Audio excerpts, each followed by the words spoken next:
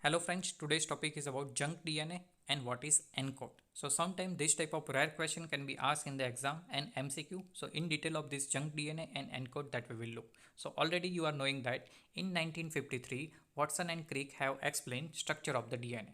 And after that, Human Genome Project was started in 1990. So that Human Genome Draft was published in 2003.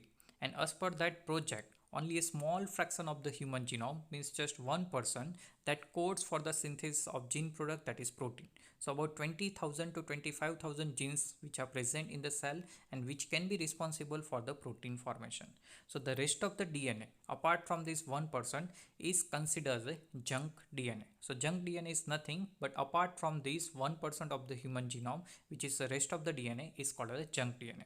So after that Human Genome Project, one more project is started, and that project was published in September 2012.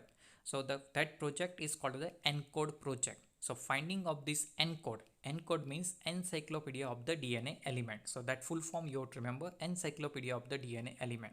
So which is published in September 2012 and recognize the function of this non-coding DNA. So whatever the junk DNA, what is the function of that junk DNA was recognized. And as per that ENCODE project, the non-coding DNA is required for the regulation of gene expression. So basic function of this non-coding DNA or the junk DNA, that is the regulation of gene expression.